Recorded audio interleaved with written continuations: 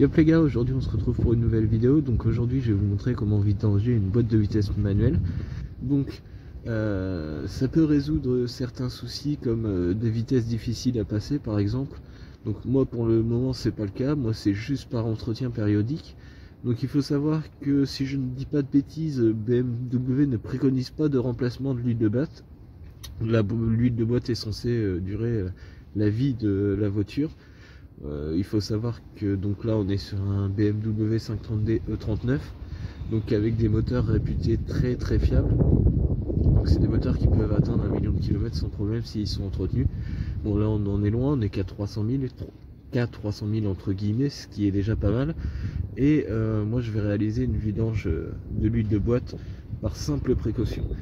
Donc malgré que BMW ne préconise pas de remplacement de l'huile de la boîte de vitesse, moi je vous conseille tout de même de le faire tous les 80 à 100 000 km maximum.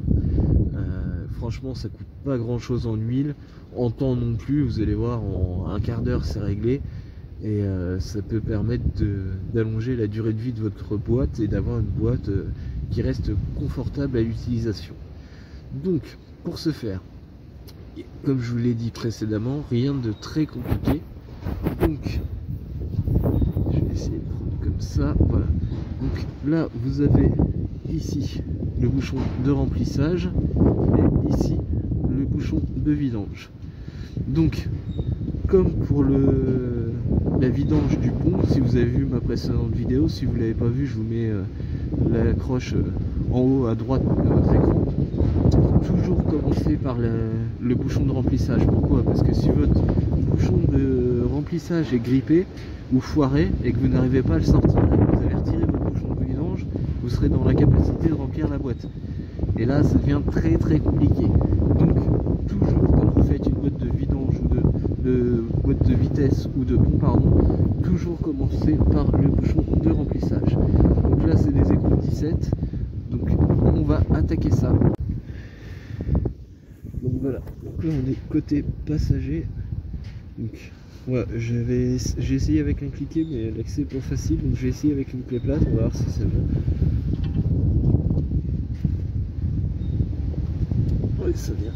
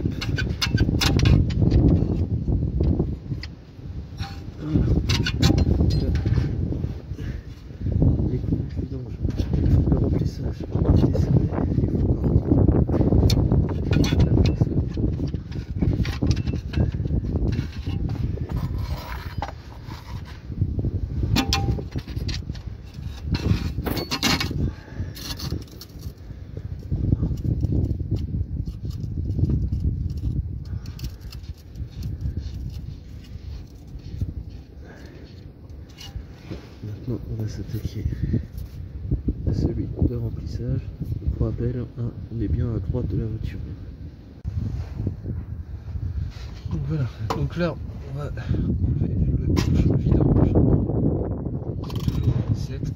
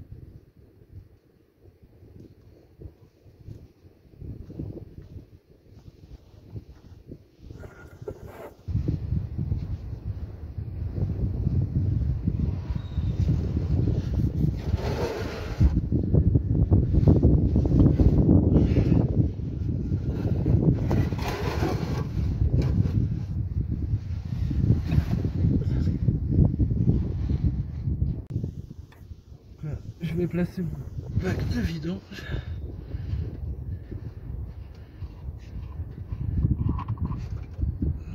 Là, je m'y suis pris comme un manche.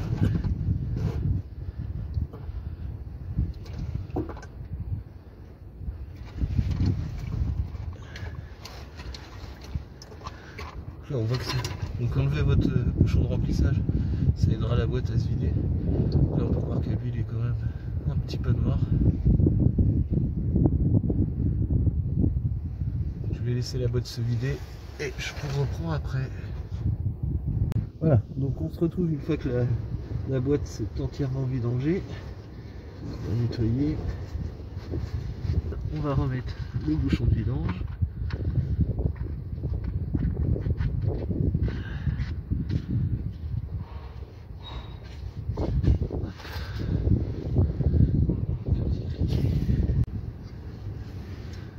Désolé, petit problème de téléphone.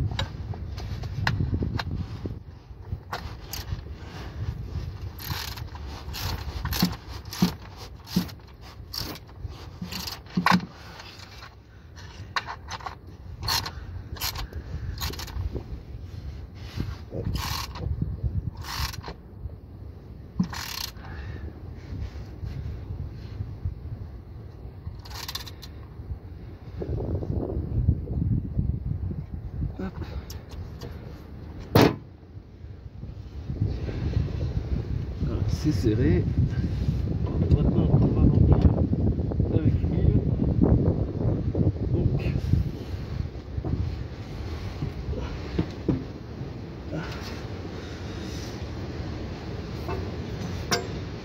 moi j'ai pris celle-là.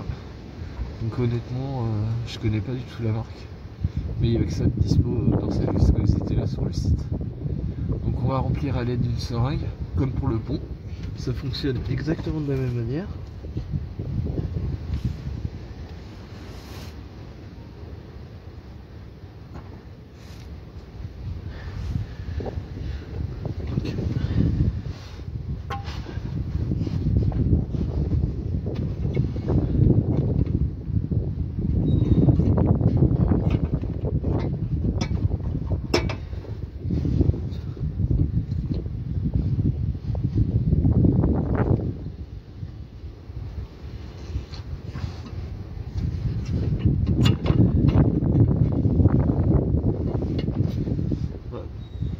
Là c'est compliqué pour moi de vous montrer correctement, donc je vous reprends une fois que c'est rempli. Voilà les gars, donc j'ai fini de remplir, j'ai resserré mon bouchon, celui-ci de remplissage, mis un coup sur le bouchon de vidange. Maintenant on va nettoyer, on va laisser ça dans cet état là bien sûr. Et la vidange de votre boîte sera terminée. Donc moi j'en ai foutu un peu partout. Tac. On est généreux avec le nettoyeur frein. Donc voilà, c'est pas une opération très compliquée. Donc le remplissage honnêtement est un peu chiant par contre. Étant donné que ça se fait par le côté et qu'il n'y a pas grande place. Ça se fait quand même relativement bien. Donc là l'éclairage est pas terrible, je suis désolé, c'est pas les meilleures conditions pour faire une vidéo. En plus il y a beaucoup de vent donc vous devez l'entendre à la caméra. Mais bon, sur le principe, j'espère que ça aura pu vous aider. Donc voilà les gars, une fois n'est pas coutume, on va se quitter sur la route. Donc petit essai routier pour voir s'il n'y a pas eu de bêtises d'effectuer. Tout va bien, la voiture se comporte très bien. Donc moi j'avais un peu de mal à passer mes vitesses, à savoir la 3 en fait j'avais du mal à la trouver parfois. Je passais la 5 au lieu de la 3, j'ai plus de problème. Et la marche arrière qui accrochait un petit peu aussi, rien de bien méchant c'est vrai, mais elle accrochait un petit peu quand même. Et là elle accroche plus. Donc voilà, tout bénef.